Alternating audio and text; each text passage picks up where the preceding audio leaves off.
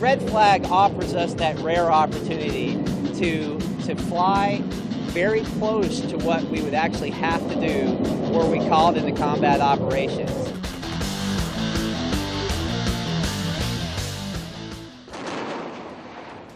When I went through pilot training, there was one thing I wanted to be, and that was to be an F-15C pilot.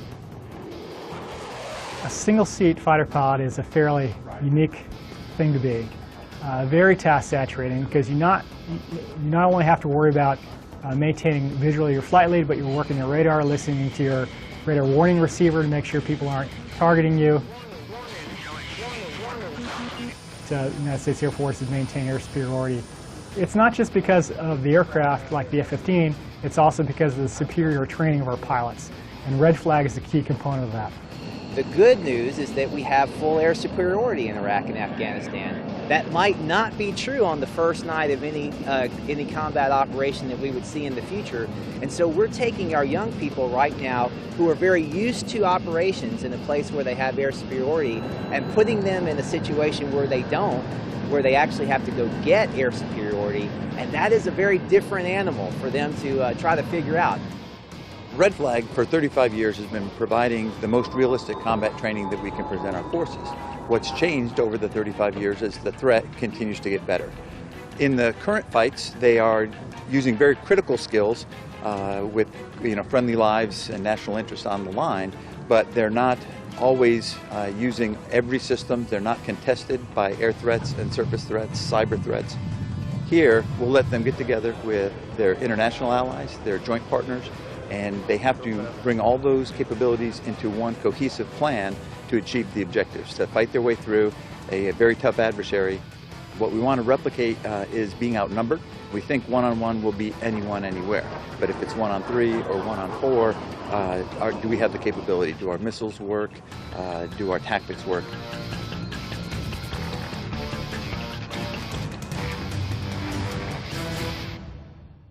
The history of Red Flag evolves from a study that was done over World War II. And what that study told us was that if you could survive your first 10 flights as a pilot, you had a very good chance of surviving the rest of the war. So what we do at Red Flag is we try to simulate as close as we can those first 10 flights in a very hot war. We take off and we go do this realistic training. And it involves quite a bit of air-to-air activity. And one of the great things that we're able to do is we're able to simulate the surface-to-air threats that can shoot at us in the real world.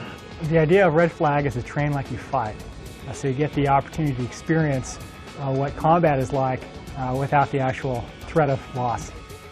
You also get the chance to integrate with ground assets, get shot at by simulated surface-to-air missiles. The beauty of Red Flag is you have all sorts of different players, anywhere from F-16s to F-15s, tankers, AWACS, all those different types of aircraft, and you have one mission, and that is to deliver bombs on target on time. Well, with the B-52, since we have a lot of gas, we usually take off before everybody and hold for 30 minutes or so. It's an orchestration is what it is. We go out and hold and wait for all our fighter assets and all of our whole package to check in, and then they'll clear out some airspace for us and clear out some ground threats, and then we'll push in and hit some targets. There's quite a bit of competition here. You imagine getting all these Type A personalities in one room and then tell them out there and go fight. You can come and get experience from other weapon systems, find out what they can do for you, what you can do for them. And the B-52 might not be quite as nimble, but you just have to plan ahead and give some time for reaction. Our adversary tactics group are the experts. They know, teach, and replicate every system and every threat region on the globe.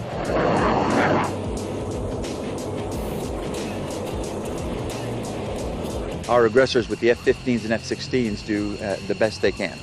It's a pretty selective process to become an aggressor. Almost all of our new guys that we get in have at least one fighter tour, mostly two. Most of them are instructor pilots when they show up here, In the aggressors, we have a mantra of know, teach, and replicate the threat. And so a big part of that is knowing what the threat aircraft do out there and then teaching that to the combat air forces. But when we replicate a threat out there, we don't try to replicate the country. All we're doing is we're replicating a capability that a threat aircraft might present. We definitely tailor it to obviously the current conflicts that we're in, but we also try to look forward to what future conflicts we might have and kind of give a worst case scenario so that hopefully anything that they see here hopefully will be worse than anything they see in real life. We typically will go up against a pretty significant Red force, and that would include aircraft in the 10s to 20s, as well as surface-to-air threats. The adversaries are experts on their weapon systems and in simulating bad guy threats. The adversary tactics are very unpredictable, and that's the challenge of it, is you have to react and make sure you overcome and adapt to whatever presentation they give you. As far as the blue players, the good guys, we usually work together and make sure we get things done before we let pride get in the way. The bad guys we call Red Air, and we go out and fight against them, and nobody wants to make a mistake, and nobody wants to be the guy that caused the package to get shot down. Everyone remembers when they were killed on the Nellis Ranges, and that is intentional. We make it very difficult that happens to them, that they're put in a position where they're threatened by all the domains in training, so that when it happens in combat they know what to do, they see things going bad quicker. And so what we're trying to do is build their confidence in a more complex operation. Any sort of combat engagement, at least the ones that I've been on, looked remarkably similar to a Red Flag package. I know for me, going to my first Red Flag and seeing stealth up close, talking to them on the radio, integrating them into our strike packages paid huge dividends for us later on in Allied Force and operations over Kosovo. The great part about being in Red Flag is that you've been there before, you've seen it, your nerves are a little bit calmer. You recognize when things are going right and when things are going wrong, and you can react appropriately. The challenge for us is to know that there are threats out there that can present a serious challenge to our air superiority, and that we always need to be on the cutting edge of pushing forward, making sure that we're still staying prepared. Red Flag is a gift that was given to us by those who came before us. They gave us the gift of realistic training. Don't get too high and don't get too low. When you get too low, they shoot at him, and you're lower, they'll probably hit you. I did a combat tour at UDORN in 1969 to 1970. I was in the Triple Nickel. We flew F-4Ds. We were all young. We were all aggressive. We were all trying to do the best we could do with what we had. There was a tremendous belief when we left Vietnam that there were a whole bunch of things that we could have done better. Some of those changes in our culture and the way we did things actually happened during the war. And so when we came out, it was just a logical extension to keep going with those. Yeah, I'm right over the target right now. I've got a couple bleeding right in front of him.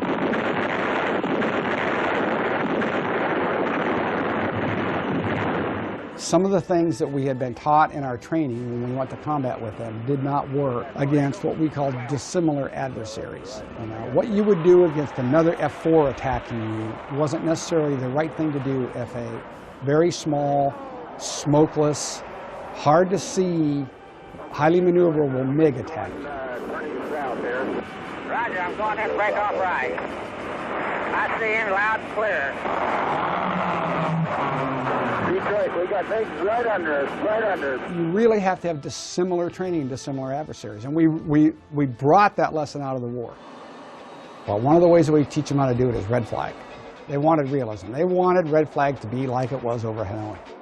And they wanted it to be that way, even to the extent of getting real-time feedback, where they would say, Blue 3, you're dead.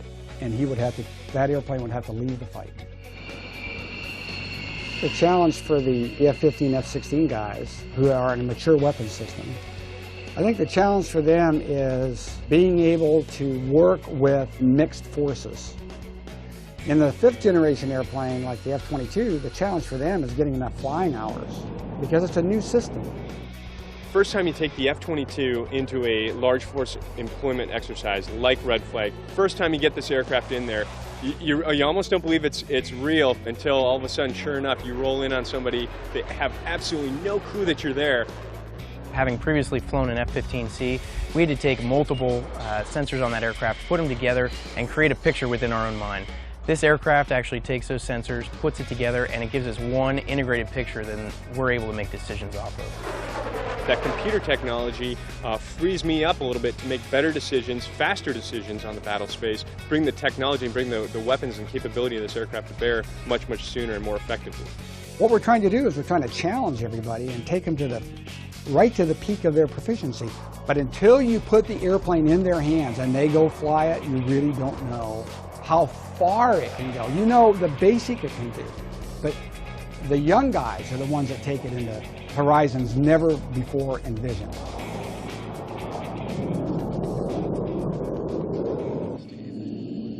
I think what they really need to have is curiosity and a love of aviation. The relationships that you cultivate at test pilot school, you will have for the rest of your career. It is difficult, but if they weren't able to hack it, they probably wouldn't be here. It's going to give you a dynamic, so you're actually going to get more of the pitch damping. You just came from fighting the fight. You're now going to fight the future. You are going to be involved in ensuring that some kid who you do not know, some kid who's going through junior high right now, that he or she 15 years from now can have better weapon systems than what you had, because the stakes will continue to be high. You're doing higher level math since day one, and you're doing very challenging flying in airplanes that you may not have previously been familiar with from day one. This program is like no other in that you learn more about airplanes than anybody ever knew was possible. You get to fly all kinds of different airplanes, so it exposes us to so many different types, shapes, sizes of aircraft, so that when we do get out to the test world, we're prepared for whatever might come our way. My last assignment was at Kadena Air Base in Japan. I was flying F-15Cs out there. You know, I loved the combat type environment, but I also recognized while I was there that there is a lot more to getting weapon systems ready for that kind of environment than I ever knew possible. Now at Rosman there at 23.7, there's one at 23.2, quite a bit faster this time too. There were talented people behind the scenes in the F-15 who worked on all those systems before I ever got it as a warfighter, and I wanted to be one of those people. Rolling 3. 1, 2. For us who are engineering minded, it's a great place to be because we get to apply the engineering side of it, or if you will, the math, physics side, whatever your degree happens to be, to the flying aspect of it, and it melds those really well. They will be able to answer a variety of questions. They will be dealing from everything from advanced electronically scanned array radars. We talk about electronic warfare.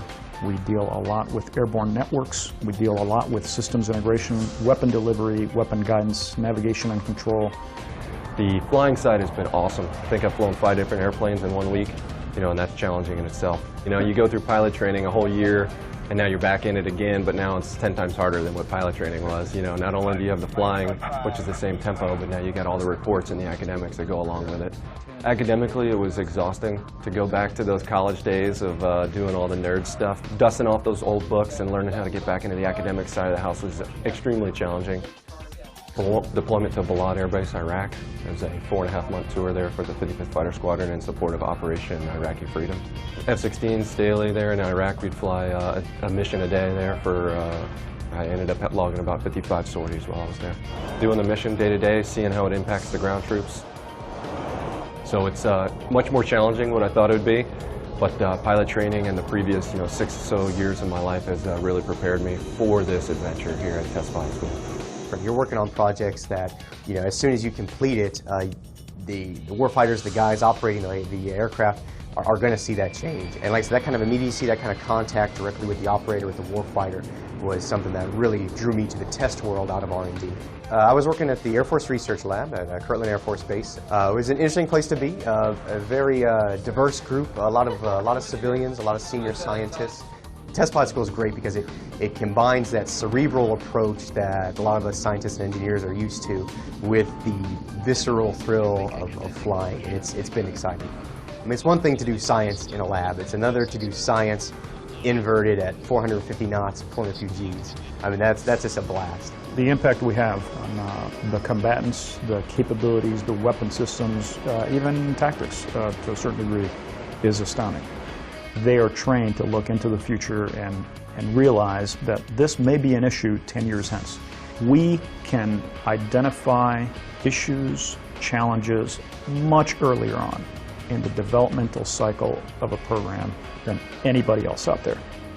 They're still, the best and the brightest, as they say. And they certainly have been, for the past, now we're going 50 years. And the applicants to the school then were absolutely the best and the brightest.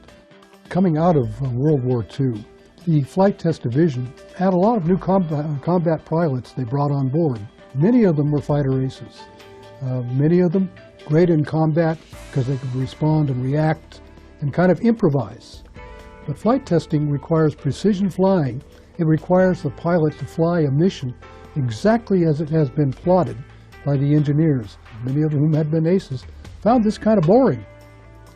And hence they found they didn't have the discipline and the patience for a flight test job. They looked for people who were detail-oriented, were meticulous, willing to complete meticulous planning and preparation. They looked for people with, if you will, a high technical aptitude, at least, that they were oriented towards machines. Maybe they couldn't understand them intellectually, but they had a great feel. Chuck Yeager was such a great example of that. Men like Yeager. In an age fascinated by higher, faster, farther, these men won worldwide acclaim. In the 50s, you'd have a new airframe, a new fighter, almost every year. We had a lot of accidents. Yeager has told me many times, General Yeager, well, heck, back in those days, we just viewed it as part of the cost of doing business.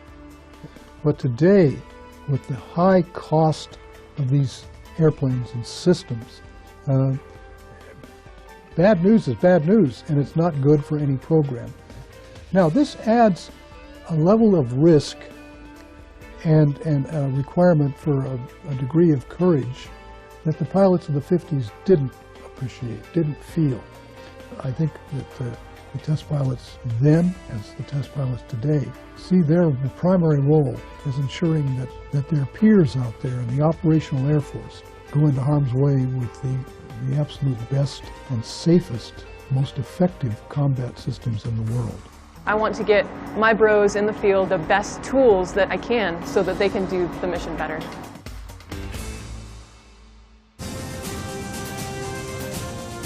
You got to take it step by step, not rush any steps, not shortchange any of the tests out there, so that you do present that 100% F-35 ready to go to the warfighter.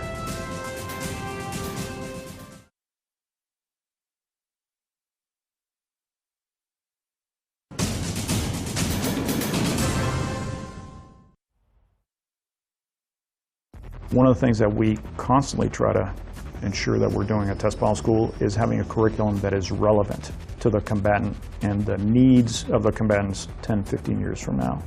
Risk mitigation and ensuring that we get the best combat capability for our airmen. That's really the bottom line.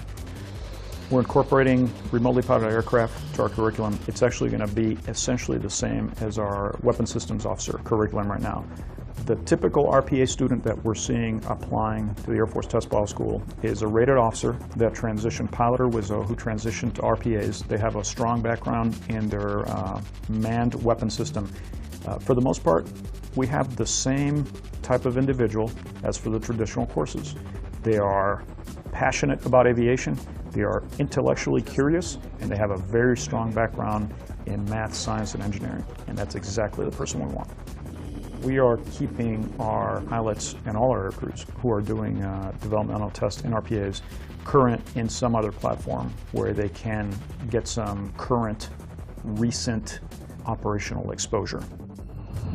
I flew a KC-135 yesterday, and talking to our student peer that had flown the KC-135, I have an utmost appreciation for the handling qualities that he was compensating for. Likewise, he's learned about fighter aviation ultimately, our students are going to go through the program and have the same exact background as their peers, so they can also bring that point of view from other weapon systems to the development of these remotely piloted aircraft. I want to be as efficient and effective as possible at getting the operator what it is that they've requested with regards to capability. I think I've done my job if at the other side of this school the operator gets a better technology than they expected to get years ago. We focus on keeping our graduates sharp by providing them opportunity to test and be involved in a variety of tests. I think it's going to be big. It's huge. It's a whole totally different ballgame what we're dealing with the JSF. You know, we're going leaps and bounds with what the F-16 provides, you know, and the F-15 provide. Yeah, with a fighter background, I'd love to continue in the fighters. JSF, of course, who doesn't want to go into that? That's the test right now. That's the program to be in as far as getting that impact to the warfighter. You got to take it step by step, not rush any steps, not shortchange any of the tests out there, so that you do present that 100% F-35 ready to go to the warfighter. There was always something in my heart for the F-15, so I'd love to go and do F-15 testing. But I'd also love to get into some of the 5th generation fighters, the F-22 or F-35. I think those are great platforms, and I'm looking forward to working with them and working with the people who built them and those who are already flying them. I think that there are challenges with that, and that the pilot is not directly linked with your sensor, and so there's all kinds of computers in between and the interfaces, and making sure that those are correct and trying to figure out, you know, if something is wrong, what is it? Is it the sensor? Is it the computer in between? Is it the operator? And there's all kinds of things. The transition from that 4th generation fighter fleet like the F-15, F-16 to the F-22, the 5th generation, and the F-35 is really a huge leap in technology. In the F-22, flying against multiple other aircraft, especially in a large force environment, it's amazing that the core of our aircraft, the stealth, the speed, the agility, that really does work, and it's proven time and time again, especially in the larger force exercises with multiple players. It gives us an increased capability to help 4th generation fighters that we may be integrating with, that we may be fighting with, especially joint and coalition partners. In my opinion, the biggest difference in the aircraft that we fly today and say 10, 15 years ago is we have the ability to share our combat data with each other from airplane to airplane. Teamwork is key. And if you can share that data without actually having to talk on the radio, we can come together as a team in a way that's much more effective than we ever were able to when all we had connecting us was the radios. You now have more sophisticated avionics, so that allows you to do more things in the battlefield. It allows you to control more assets. Back in World War II, it's probably just you and your wingman, or maybe you worked with a small group. But now you're responsible, if you're the mission commander, for many different aircraft, 40, 50, sometimes 60 aircraft. The basic mindset hasn't changed since the beginning of flying combat aviation. And our young pilots are no different than we were. The difference is they are so much smarter. They grew up in a technical world, whereas we grew up in an analog age. So they are so much better at being able to process data and manipulate the scopes that are in their cockpits than us dinosaurs were ever able to do. As a mission commander, you can lead a 40, 50 ship package out there every day, every night. Building confidence, it really helps you on further in your career. So hopefully the combat experience that I've had in the past, being able to get to the warfighter, that 100% mission capable, mission ready aircraft is what's very important.